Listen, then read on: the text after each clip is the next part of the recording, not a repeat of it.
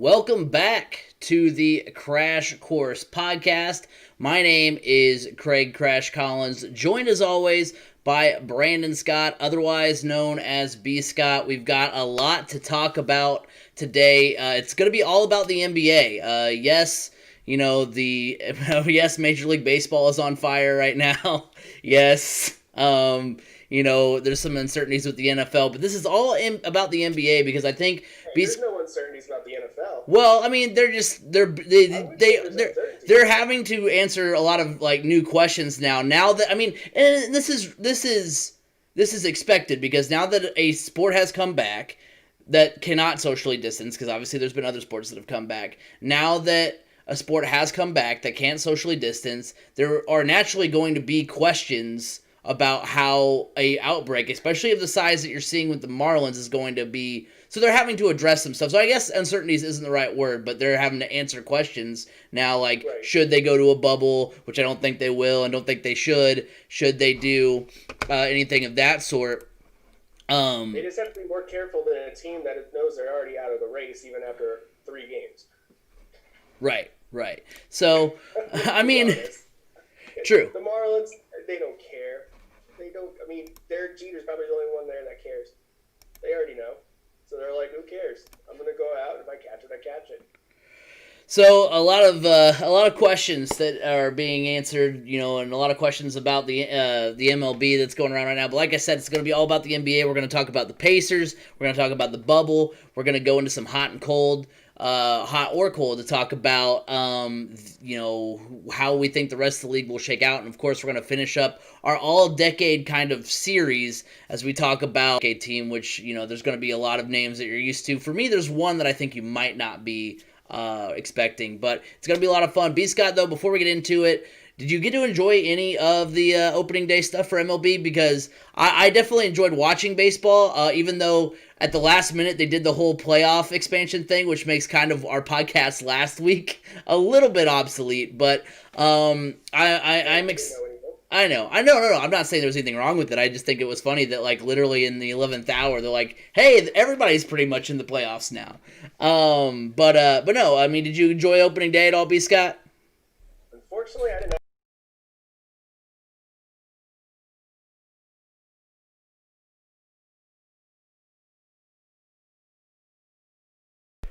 I got you. Every single minute of every possible game you could. I did watch a lot of baseball this weekend, and it sounds like the wedding was a lot of fun as well, though. It sounds like you probably had a little bit more fun than I did watching baseball this weekend. Let's go ahead, though, and hop right into it here. Let's go ahead and talk about the Indiana Pacers as we hop right into bubble talk. It was reported over the weekend, or I think at the end of last week, that Domantas Sabonis is going to leave the bubble, or has now left the bubble, to receive treatment on his plantar fasciitis in his left foot. He could miss the rest of the season. Now, he is most likely going to miss the rest of the regular season, but there's some doubt as to whether or not he will be back for the playoffs. The Pacers are already in the playoffs, so they need to kind of figure that out. Victor Oladipo is practicing and playing in scrimmages. Now, something to, Pacers fans know this. Victor Oladipo is practicing. He got injured back on January 23rd of last year. He returned very early before everything got shut down because of the coronavirus. Since his return, he's averaged 14 points, 3 rebounds, and he's shot 30% from the three-point line.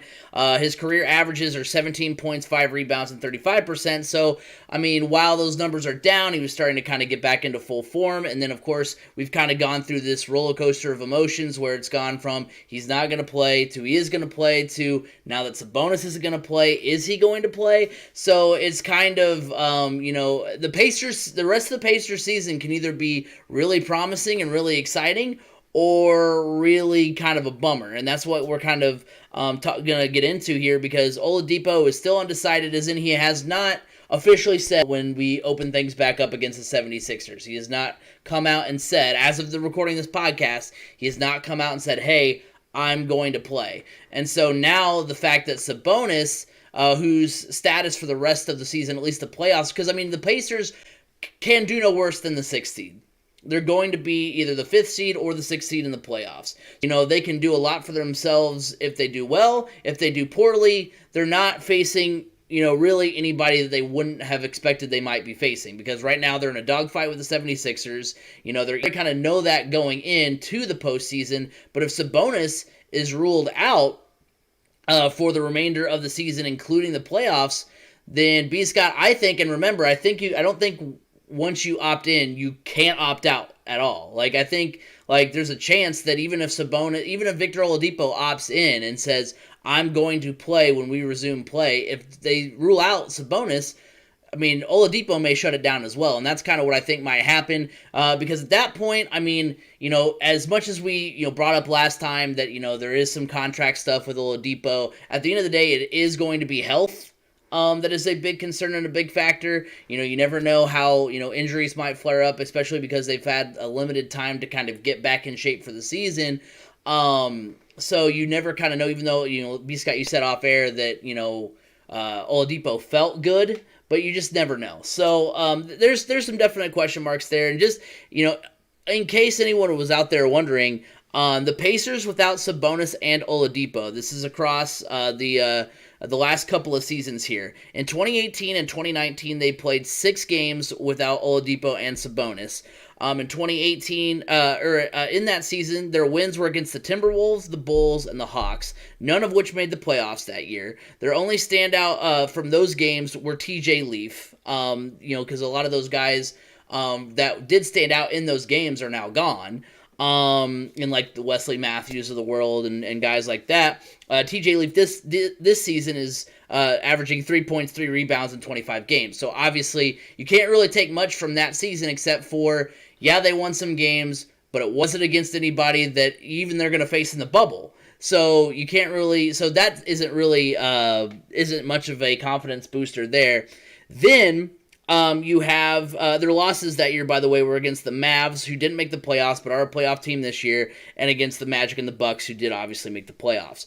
They're 2-1 this season without Sabonis and Oladipo. Both wins are against the Bulls, so they played the Bulls 3 times without Sabonis and Oladipo. Obviously, the Bulls being the way they are, it's kind of a good way to get your rest to kind of bulk up for the rest of the season. They did lose to the Hornets. The standout from those games are Malcolm Brogdon, TJ Warren, Miles Turner. Turner also, by the way, is day-to-day with a calf injury, although I don't know how much that will really impact the season. He should. I haven't heard anything like he's going to miss any time. So overall, they're 5-4. Without Oladipo and Sabonis over the last couple of seasons. 3-0 against the Bulls, so that's something. But no wins have come against current bubble teams. So kind of begs the question, if, the other guys can shoulder the load. And that's why I think that if Sabonis doesn't play, I think that's why Oladipo doesn't play. Because I think there's just, I don't know that, because like I said, you want to, injury is still the chief concern. So losing Sabonis would be a big piece.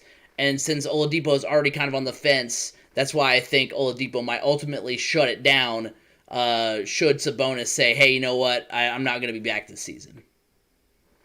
See, I think differently, especially after the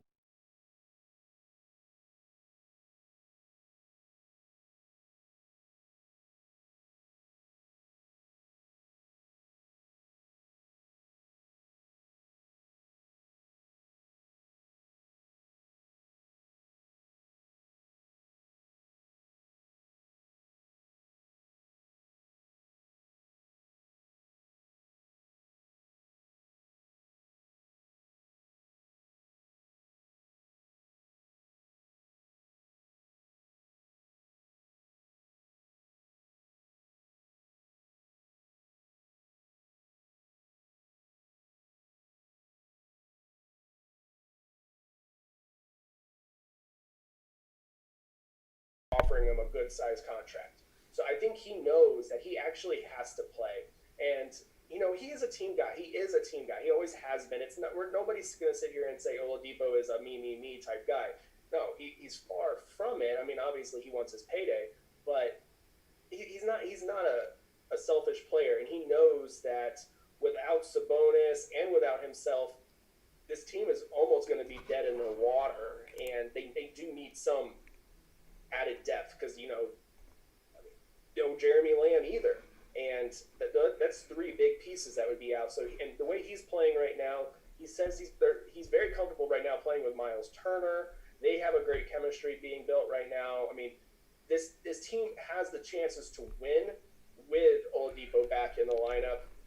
They will sorely miss Domantas and his rebounding abilities. He's almost automatic sometimes underneath that basket. He's good almost every night for a double-double. So you're really going to miss that production. Now you're really going to get to see what we're going to have in Goga. You're going to get to see, okay, what should we be doing with TJ Leaf? There's going to be a lot of great things you're going to get to see from this Pacers team. And I think Victor Oladipo knows he needs to be there. He is this team's leader, and just him being on the sidelines is not going to be enough. Now, I think if we all knew that Sabonis was healthy and was going to be playing, and Turner was healthy and was going to be playing, I think you might see Oladipo be like, you know what? The team's in good hands. They are going to shut it down. But I'm leaning more and more as time has gone on and watching him play and hearing the way he talks about playing and seeing the types of numbers he's putting up. My gut is telling me he's going to ultimately play. I think if he was going to still sit out, he never would have broke the news about him considering playing now. And with how much he's played in these scrimmages, I feel like you're ultimately going to hear any day now that he's going to play. I think that's being cautious, and I'm okay with that. If you want to be cautious, totally understandable. I get it. And you really haven't played 5-on-5 since the pandemic started, and you don't know how your body's going to react to that. He got into the bubble, started playing 5-on-5 with his teammates, and feeling okay. I'm feeling pretty good here. Let's see how it is into these scrimmages, And I think he trusts his body now, and that it can play. I don't think it's going to be, well, what if? I don't think he has the what if on his mind anymore. I think before it was just some hesitation based on, it's been a while. I don't know how my body's going to react to, okay, I'm good. Let's do this. And that's where I feel like that's where they stand right now. Now, without Sabonis, and even if they have Oladipo, they'll have to kind of rely on their other guys like Brogdon, Warren, and Turner, and those are guys that I brought up were the kind of the standouts in those games without either of them. And the question is, can they shoulder the load? Should Sabonis miss the postseason? He's, like I said, most likely going to miss the regular season. And I think what's going to be missed the most from Sabonis is going to be his presence in the paint. I mean, he is by far and away their best rebounder. He's averages about 3 rebounds per game, which is I think like 2 times what Turner averages in the paint. He's good for a couple of defensive rebounds as well, and second chance points obviously are super important. So if you don't have that opportunity, then obviously it's going to be a lot harder for you to keep up and be able to score as much as you're going to want to. So I think that's going to be a kind of the glaring thing that they're going to miss without Sabonis is the fact that he has good presence in the paint. Obviously, we've seen what this team looks like with just Turner and no Sabonis. We know that Brogdon, Warren, and the rest of the cast can shoulder the load. I mean, T.J. Warren and Brogdon were phenomenal in the couple of games without Sabonis this year. It's just kind of without that presence in the paint, how is this offense going to look, and how is this team, if forced to be more, based on perimeter, how they're going to actually look? I agree. They're going to miss Sabonis' presence all the time, especially the rebounding. I mean, he's just a rebound machine. Turner is as well. This is going to be a good opportunity for Turner to really step up and show his presence in the paint. I mean, Turner, I guess ultimately we can say Sabonis' presence is going to be missed the most on the offensive side of things, whereas Turner is the better defensive player, hands out, because he's much more athletic. He's the shot blocker. He can get up, and but Sabonis will be missed on the rebounding side of things. I think now you're going to have Turner slotted into playing his natural position at the 5. I think without Sabonis there, if they did want to go with a different style lineup like they do with Sabonis and Turner on the court at the same time, I think you could potentially see Turner at the 5 and Goga then at the 4, because Goga is a stretch 5 in essence. So there are some options there to move things around if they want to go a little bit bigger. If they want to go smaller, then you can put TJ Leaf in at the 4, or you can move TJ Warren to the 4 and put Justin Holiday in at the 3, or bring in Aaron Holiday to run the points and move Brogdon to the 2, and then Oladipo to the 3. I mean, there's a lot of different potential lineups that they can go with here. But I think what you're going to see is this team is going to be much more spaced and stretch oriented. They're going to run the court quick. They're going to be much more athletic, up and down the court quickly, try to score as many points as possible to eliminate the post, to not have to worry about that post presence from Sabonis on the offensive side of things. But I think you're going to see Turner in a much different, like this year they were trying to fit Turner basically around, a square peg into a round hole. He is a natural 5. He's not going to be a 4, but if he can be a stretch 5, like he truly can be, that's going to be a big time weapon. So I think it's not going to be a pounded in type offense that we've seen some from the Pacers. I think this is going to be a much more 3-point oriented team, a slashing oriented team. I think this team is just going to be moving the ball quite a lot and looking for that open shot more than trying to get it down low to Sabonis for the easy 2. I think things could really open up for this could open up things for Oladipo more, or Brogdon, or especially Warren. TJ Warren is probably one of the better 3-point shooters on the team. So I think this isn't a good thing by any stretch of the imagination when you lose your all-star from the season. But I think if there is a team that is built to weather the storm of losing one of their inside presence, it is the Pacers. Because let's be honest, the 5 is where the Pacers are probably the deepest. I mean, they're running 3 deep at that position. And we're all wondering, how are they going to figure out the minutes if they're so high on Goga early or at the beginning of the season? And I think now you're going to see one of the possibilities of what the Pacers could look like in the future. Or this could be this time to really showcase Turner. So for trade talks, there's a lot of rumblings going around. And hey, them playing the Celtics in the first round, it might be a good opportunity for the Celtics to be like, we do really want Miles Turner, and we'll talk to you in the offseason. But, that's another conversation for another day. But ultimately, yes, Sabonis will be missed, but this team will be one of those teams that's really going to stretch the floor a lot more now than they may have done earlier in the season. Well, we are going to continue the Pacers content here in just a few seconds, but first, let's get this word from Anchor. The Crash Course Podcast is brought to you by Anchor. Looking to start a podcast but don't know where to start? Look no further than Anchor.fm. Anchor allows you to record and edit your podcast right from your computer or mobile device, and will distribute it to other sites such as Apple Podcasts, Google Podcasts, and Spotify. On a budget, not only is Anchor completely free of charge, but will allow you to make money from your podcast with no minimum listenership. Download the free Anchor app or go to Anchor.fm to get started. Anchor, it's everything you need in a podcast in one place.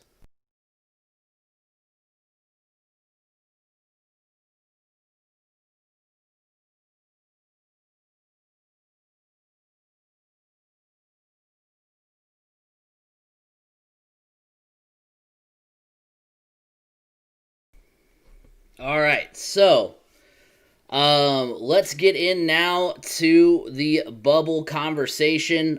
First of all, just to kind of recap the standings for the NBA. You've got for in the East right now, you've got the Bucks at 1, the Raptors at 2, the Celtics at 3, the Heat at 4, the Pacers at 5, the Sixers at 6, the Nets at 7, the Magic at 8. And then they have the Wizards as the ninth team from the Eastern Conference, as they were the only team not eliminated or still in the hunt with 8 games left. As far as the West is concerned, they have 13 teams. It's the Lakers, it's the Clippers, it's the Nuggets, it's the Jazz, in that order, although the Jazz don't have Bogey, so that'll be interesting. The Thunder are 5. The Rockets are 6. The Mavs are 7, and the Grizzlies are 8. Then you've got behind them the Blazers, Pelicans, Kings, Spurs, and Suns. So let's go ahead and get to a segment that it's been a minute since we've done it. It's hot or cold. It's going to be 6 questions. I try to do 3 from the East, as well as 3 from the Western Conference. Starting here with the East, the Celtics will finish as the 3rd seed in the East. I think that's a hot take. The Miami Heat will challenge. Their last 4 games they have the Pacers twice, Oklahoma City, and Phoenix. So those are all very winnable games for the Miami Heat. So if they can gain on the Celtics in those first couple of games back, then I think they have a shot. But ultimately, the Celtics have a favorable schedule as well. So I think ultimately the Celtics will finish 3rd. I really wanted to say that the Heat would catch them and get the 3rd seed because I'm actually really high on the Heat as far as what they can do. Do I think they'll beat the Bucks? No. Do I think they'll beat the Raptors? Maybe. But I do think they're a dark horse team to have a really good rest of the season and postseason in the Orlando bubble. Yeah, I think this is a hot take as well.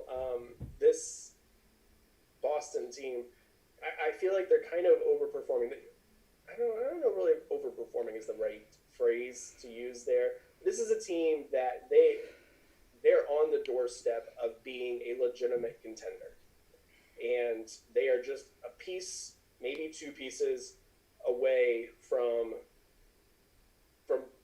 legitimately being to represent the East. Do I think they're going to be able to represent the East this year? No. I don't think anybody's taken down Milwaukee. Milwaukee's just that good. But the Celtics, I with a mix of their favorable schedule and just Brad Stevens knows how to coach his team up right. So I have faith that the Celtics will be able to pull out the 3 seed. So that'd be good. But yeah, I think that's a hot take for sure. Now, also, I want to see Carson Edwards succeed. Hey. True. Yeah, gotta get that boiler conversation in here. But yeah, so I think that's, Brad Stevens, best, one of, if not the best coach in the league. So he'll have them ready to go. Final kind of thought here on the Pacers. The Pacers will go 4-4 to finish the regular season. That's obviously they're going to be right around 500. They are the 5th seed. We talked about the last time we talked about the NBA, whether or not, the Sixers would finish ahead of them, which I still think is true. It's a cold take for me. I think they'll go 3-5. I think they'll beat the Wizards, they'll beat the Magic, and they'll beat the Suns. But I do think they're going to lose to the Heat both times. I think they're going to lose to the Lakers, and I think they're going to lose to the Sixers and the Rockets. So I think they go 3-5 the rest of the way. And that's only because despite, you making good points, Victor Oladipo is obviously a team player. Obviously, he's a guy who wants to see his team succeed. I'm still not 100% convinced that he's going to play, especially if Sabonis does not. Only for health reasons, not just because he's like, well, it's no fun to play without Sabonis, so if Sabonis is out, I'm out. Like, I think that, obviously if his concern was health, and yes, he's had some good scrimmages, but if his concern is health, and there's already one guy who, had already committed to the bubble, so obviously he was, ready to go originally and had this injury kind of flare up, maybe there's some concerns underlying there as well for Oladipo. So I think ultimately Oladipo does not at least finish out the bubble. So I think the Pacers go 3-5, finish the season as the 6th seed, and face most likely the Celtics. So can I go lukewarm? Yeah. This one is a tough one to nail down with Oladipo's status up in the air. If he comes back like my gut is telling me, it's a hot take, and the Pacers go 4-4. And I think they get a win against the 76ers. Because the Sixers just seem to be one of those teams that they're always on the doorstep of ready to implode on themselves. I don't know. There's just a team I don't have a whole lot of faith in. And the Pacers seem to be one of those teams that know how to get under the skin of the Sixers. Now, most of that does come from Joel Embiid going up against Domantas Sabonis, and Sabonis really not being scared or intimidated by Embiid, and that bugs Embiid. Like, it just bugs the crap out of him. So it's one of those factors. But if Oladipo does play like my gut's telling me, 4-4, very manageable. You get a win either against the Sixers or pull one off against the Heat.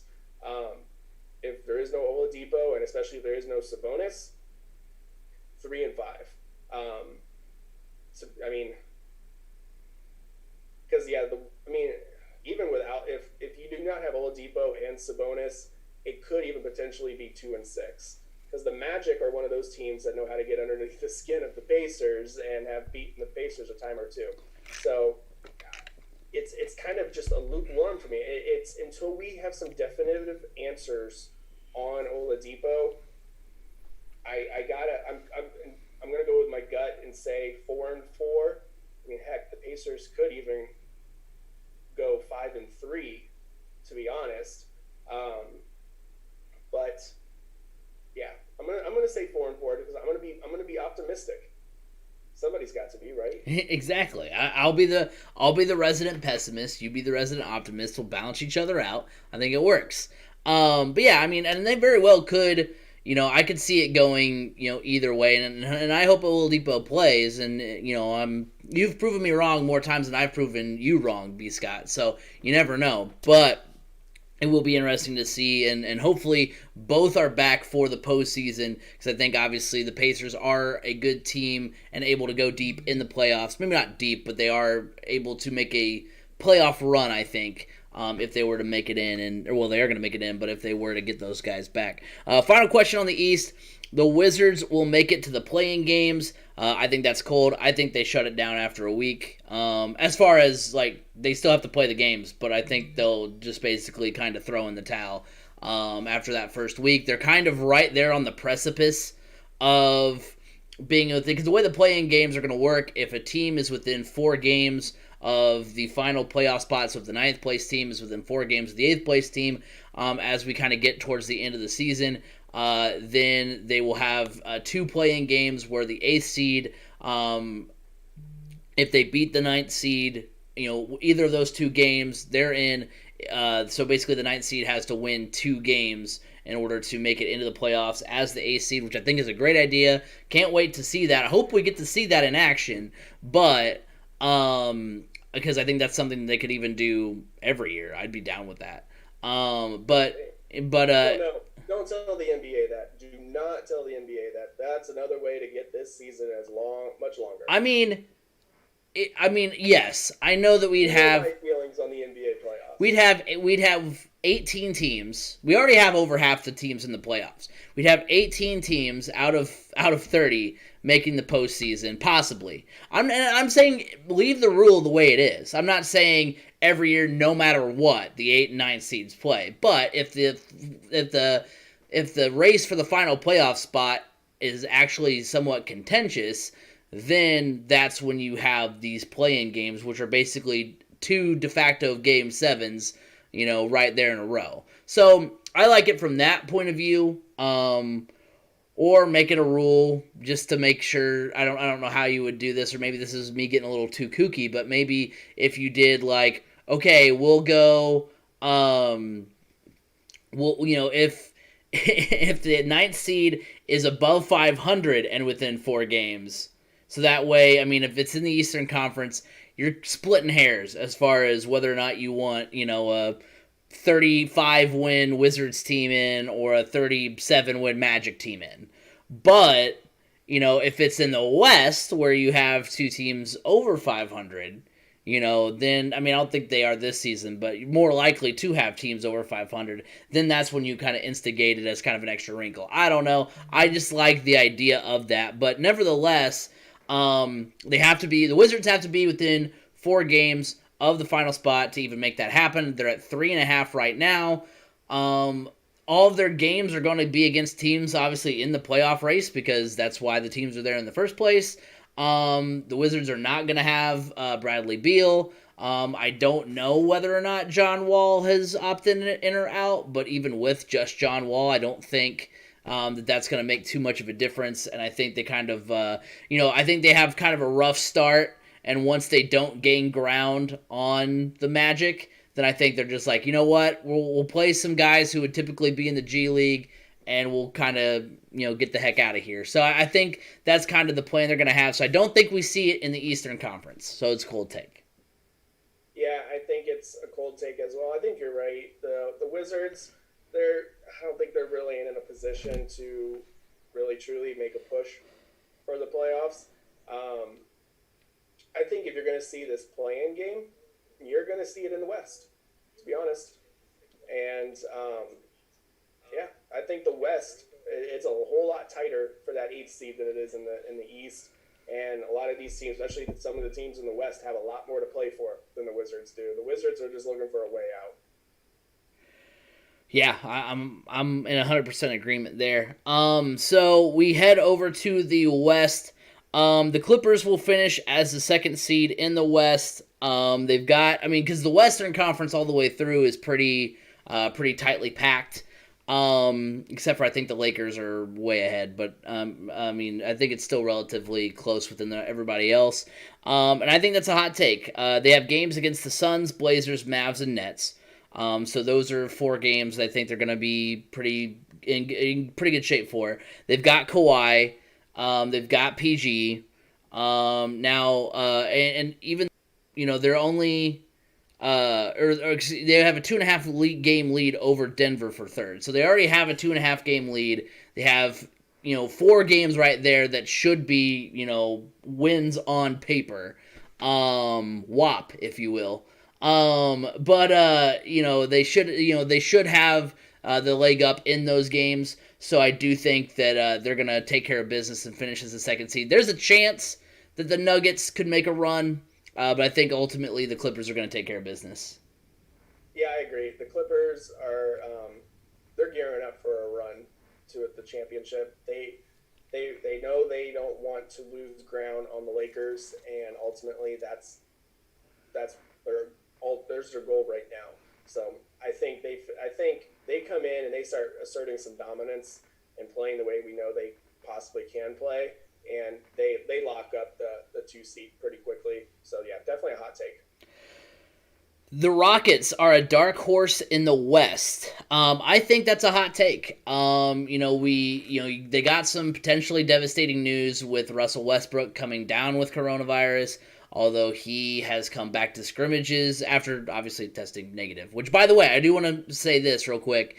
Last week I said that all of Major League Baseball was test free going into the season. I was wrong. I saw that was an ESPN update for the NBA. So the NBA going into all this is 100% test free. So I apologize on any misinformation there. But Russell Westbrook tested positive. He's obviously tested negative since then and is back with the team playing scrimmages. All reports say that he's relatively back to form. You've still got James Harden there. They're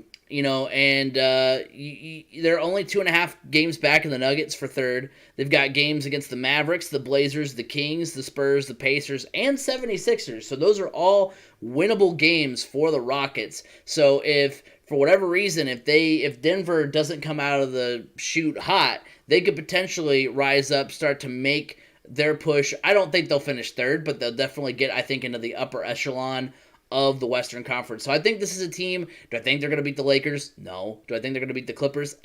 But I think it is going to be a fun postseason to watch if you're a Rockets fan. You know what? I'm actually going to go cold on this. Mostly because the Rockets aren't a very deep team.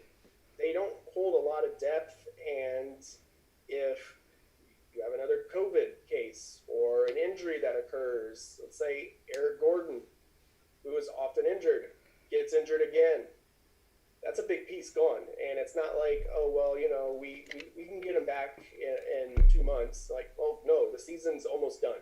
It's now or nothing. And I can see something like that potentially hurting the Rockets significantly. And I I don't, for some reason, I just don't have a whole lot of faith in a team that's got Russell Westbrook on it right now. Mostly because it's like, I don't know. Between him and Harley touch the ball too much. I guess you don't really have to with those two players, but it just doesn't feel like a team to me. You know? Like, you look at the Lakers, oh yeah, it's the LeBron James show, but they still have that team mentality feel to them. Right. Same thing with the Clippers. And a lot of the teams that are contending this year, they're good teams. Whereas the Rockets, they're good James Harden and good Russell Westbrook. And if one of them decides, tonight's not my night, who cares? Well, there goes the game for them. And that's just kind of how these two seem to go. I mean, I don't know. I don't have a whole lot of faith in the Rockets. You know, going into the season, I kind of did, but I just they're not deep. They have not managed their cap situation very well, and because of that, they are not a very deep team. They thought they were going to be able to get all these really good, cheap veterans, but guess what? They all wanted to be in LA. It's going to be tough for them because if one player goes down injured for even a week, that really hurts your chances big time. I mean, you could potentially drop. I mean, with how closely contended the West is, other than the top spot, it could potentially devastate them if they drop 2 or 3 games with somebody being injured. So it's a cold take for me. I don't think they have what it takes to be contenders against the Clippers, the Lakers, and then especially the Bucks. Final question. The Grizzlies will be the last team in. So basically, will they either A, finish 4 games or more ahead of the 9th place team, they're the 8th seed now, or they will win against the other team that might be in 9th place. Obviously, the West is very close, especially for those final couple of playoff spots. And that, for me, is a cold take. I think the Pelicans and Grizzlies, or I think that's going to be the Pelicans that ultimately take the spot of the Memphis Grizzlies. The Grizzlies finished the season against OKC, the Raptors, Celtics, and Bucks. Obviously, that's going to be a really gruesome stretch for them. And I think the Pelicans have, I think they have, I don't know, I think the Pelicans are going to make that final push. I do think we're going to see the play-in format. I think it's going to be Grizzlies versus Pelicans, but I think in a 2-game series, Zion versus Ja Morant, I'm going to go with Zion, and I think that the Pelicans ultimately take that final spot. It won't matter. They'll lose to the Lakers in the first round, but I think it is going to be, we are going to see, and it's going to be great for the NBA too, because you're going to get, kind of the future showcased in this, bubble, Game 7 format. So that's going to be really cool to watch. But yeah, I think the Pelicans finish the season strong. They finish within 3 or 4 games of the Grizzlies, force the play-in, and then beat the Grizzlies in the play-in. I think this is a cold take as well, and I agree with you about the Pelicans. I think the Pelicans ultimately get into the playoffs. This is a young team, very talented young team, and all the pieces are there now and healthy. And they're going to be a very, very, very tough out. And, I mean, I don't see the Grizzlies being able to stop Zion. I don't see them being able to stop Drew Holiday or, Brandon Ingram or Lonzo Ball. I mean, that team is just... If that team wasn't so concerned about trying to win now and thinking about what can we do to make this team even better, I feel like for the Pelicans, patience is the best scenario for them, because that is a team that 2, maybe 3 years from now could be legitimate contenders in the entire NBA. I mean, that is a team that is set up to be a very, very good team, as long as the Pelicans realize that and are okay with being patient and don't blow the whole thing up to try to bring in more talent or more veteran talent around Zion. It's like you don't realize what you've got right now. You've got yourself a very strong team full of young players. You've got some solid veterans on that team as well. I think this is ultimately a team that's going to get in as the 8th seed and give LA a good scare. think this is a team that's going to give the Lakers a scare. And I think we'll be sitting there going, whoa, okay, are the Lakers really that good? But ultimately, the Pelicans are going to be secretly good. Man, I thought I was high on the Pelicans. You're even higher than I am on the Pelicans. So. I think they're going to beat the Lakers? No, well, I know. Yeah, I knew you didn't mean they were going to beat them. It's going to be kind of like when the Memphis Grizzlies were the 8th seed several years ago, and this Spurs, the San Antonio Spurs were the 1 seed, and they won 7 games. I think you could ultimately see something like that happen. Yeah, I'm down with that. So there it is. That's our preview of the bubble. We're going to get into the all-decade stuff here in just a moment, but just want to remind you guys to follow us on all our social medias. If you're looking right now at the live broadcast on our YouTube, and we are at Crash Course FM. You see it all down there in the bottom. At Crash Course FM on Twitter, Crash Course Podcast on Facebook, and then you can go to anchor.fm/Crash Course. That is our main site for the podcast, but you can hear us every Tuesday on iTunes, SoundCloud, Apple Podcasts, Google Podcasts, basically wherever podcasts can be heard, you can hear the Crash Course Podcast on Tuesday. And if you're listening to the audio side, we also have a YouTube channel, so go ahead and check that out. We've got some cool content planned for you guys for August to kind of put that on our page in addition to going live with the podcast every week. So make sure you check that out, Crash Course Podcast. We're on the road to 10 subscribers. I know that doesn't sound like a lot, but you got to start somewhere. That's where we're grinding to right now. So if you want to be that 10th subscriber, we greatly appreciate it. Turn the notifications bell on so you never miss an episode of the Crash Course Podcast. So before we go here, we're going to do our NBA All-Decade team. We did it for the NFL. We did it for Major League Baseball. Now we're going to wrap things up with the NBA. And like I said, I tried to be as strict to position as possible. Even though I know, for instance, LeBron can play pretty much everywhere. Every you can positionless basketball nowadays, essentially. Right. So, but I tried to shoehorn everything into their normal positions. So there's some guys I had to leave off that I wanted to add, but you're gonna see the typical cast of characters on this list for me. At point guard, so we got a 5-man lineup here. I thought about doing kind of like a 6th man, which we can do if you want, B. Scott. I didn't prepare for a 6th man. Yeah. Well, I mean maybe an honorable mention is a better way to phrase that. Because where I was at with this was point guard. So at point guard, I have Steph Curry. Now I'm going to read off some stats. I understand that some of them may not have happened in this decade, although for Steph they did. But I'm going to read the stats basically that all these guys have for their career, basically because a lot of these accolades have happened within the past decade. That's basically how I went about it. I was like, I could weed it out and be like, well, technically, even though he's a 16-time All-Star, he's a 12-time All-Star in the 2010s. You get the idea. Anyway.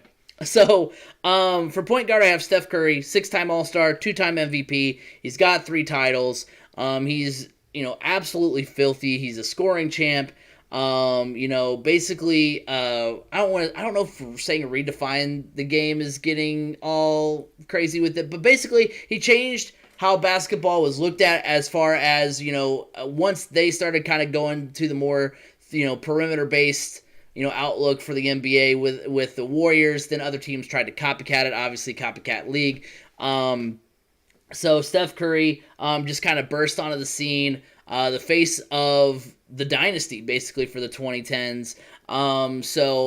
Definitely a choice for point guard there. Now, the reason why I brought up we should have it on honorable mention possibly is because the only position that Russell Westbrook plays is point guard. So I was like, well, I can't leave Steph off, but I feel like Russell Westbrook deserves to be there, but there's no other place to put him because of everyone else. I can't put him at center because that doesn't work. So Russell Westbrook's my honorable mention, and I say that only because he's got the new triple-double record, which is a record that hadn't been broken in a while. He's an MVP. He's done all this great stuff. So he is a very close second to Steph Curry. But I wanted to make mention of him because I looked at his numbers. I was like, I want to put Westbrook on my team, but there's nowhere to put him.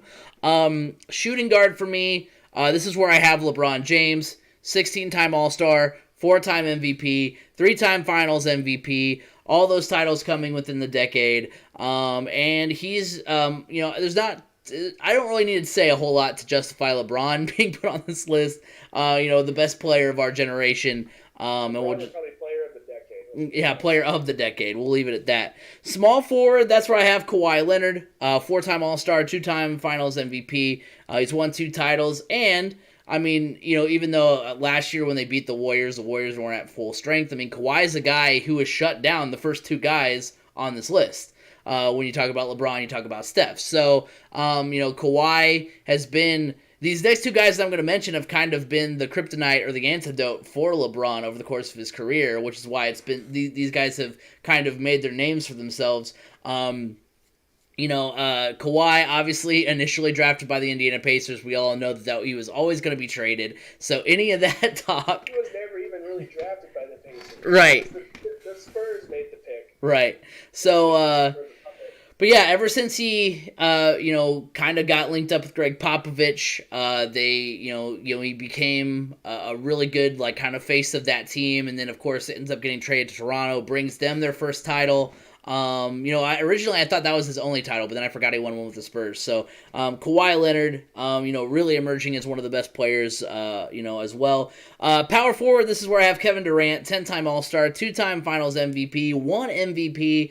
Again, one of the very few guys who has been able to kind of shut down LeBron through the course of his career. So when you have, a generational, player of our generation type guy in LeBron, and then you could find a couple of guys on this list that can shut him down, they make the list as well. So, Kevin Durant, obviously helped build up OKC to what, to contender. And then ultimately goes off and plays, with the Warriors, gets his title. I really wish that the Nets would have had Kyrie and KD back for the bubble, because I think that would have been really crazy to see the Nets as the 7th seed. So, they shouldn't be able to beat the Raptors or the Bucks. So it really would have been interesting to see them have an opportunity in those series. But yeah, KD is my power forward. And then, even those centers are not really a thing anymore. I was like, yeah, I was like, I really want to, I don't want to just put another guy, fantastic player from the decade on there, just blatantly without worrying about position. I was like, I want to make this based on position. And so my center of the decade is Dwight Howard. 8-time All-Star, 8-time All-NBA, 3-time Defensive Player of the Year, and that's kind of why the centers kind of become obsolete, is because teams aren't as defensively based anymore. But Dwight Howard, you love him, you hate him. I think everybody now is pretty much lukewarm on him because he's kind of been out of the limelight for a while. Starting center for the Lakers right now? I think so, actually. He's playing for the Lakers. Yeah. So, which is funny that it's that's where he is, because remember the first go around with the Lakers, because remember there was a first go around with the Lakers for Dwight Howard. It did not go.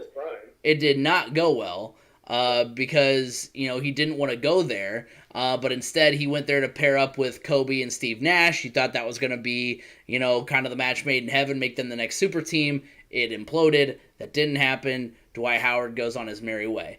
But Dwight Howard, whether or not you disliked him because of how he left to Orlando, whether you loved him, we can all agree that even though the center position isn't really as looked at or as looked at as favorably as it maybe once was, Dwight Howard was the best of the decade. Yeah, and how many times did he win the dunk contest? Oh, I think twice. He won. Yeah, so. So for me, I kind of went positionless just because it's so hard to peg people into positions these days. There's certain players that, that's what they play that position. They solely play that position. But my team, just a little heads up, my team has won 10 rings over this last 10-year span. So here we go. Most of these guys don't really need too much explanation, just because Craig did a great job for a lot of them. I appreciate So, that. my first player, Steph Curry, obviously. I mean, this is a guy that not only just because of his on the court accolades and his ability to play, but also just because he's so good with fans. You know, he's a fan orient. He knows that the fans are the reason that they're even playing, and they have this job to do. So, and he is so great with fans. So I got to put him on there, not just because of his on the court accolades, but I mean, 6-time All Star, 6-time All NBA, 23 and a half points per game averaging. Okay, this is one that really surprises me because Steph is a smaller player, but he averages over the last 10 years has averaged 4.5 rebounds per game. That's, I mean, it may be long rebounds, but still, nonetheless, as if you are a smaller guy and you're going up through high school and getting into college, if you want to make yourself valuable, scoring is a great way, but also getting the rebounds is an even bigger way. I mean, Carson Edwards at Purdue was a great rebounder as well, underrated rebounder. So that's an interesting stat. And then averaging also 6.6 assists per game, which is actually pretty big considering how many shots he takes and just how he can shoot from anywhere on the court. But he's willing to pass to the next guy to find that open shot for them or himself, whatever it may be. All right, my next player, James Harden, 7-time All-Star, but only a 6-time All-NBA teamer. Interesting. He's averaged over the last 10 years 24.3 points per game, 5.2 rebounds per game, and 6.2 assists per game. So a lot of these guys, you're seeing them. They're really good passers. They're also really good at looking for their teammates to get that open shot as well, and they do get. Obviously, they help them get that open shot. The next one, LeBron James. I mean, you don't need much explanation there.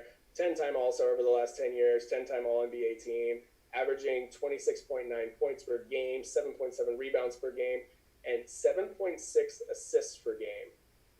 LeBron is very good at, obviously, all of these players are very good at attracting attention, so that opens up things for their teammates, and they take full advantage of that. The next one, Kevin Durant, obviously. Kevin Durant, a 10-time All-Star, 9-time All-NBAer, averaging an even 28 points per game, 7.4 rebounds per game, and 4.4 assists per game. Obviously, he's a bigger guy, so the ball gets passed to him a lot, sometimes in the post or wherever it may be. Then the last one, I didn't go, like I said, I went positionless, so Kawhi Leonard. I mean, I feel like Kawhi, he was very overshadowed while he was in San Antonio. So a lot of this has to come because there was some really good players playing ahead of him out west his entire career, which is a big reason why he came east for a season. So, but he's only a 3-time NBA All-Star and a 3-time All-NBAer.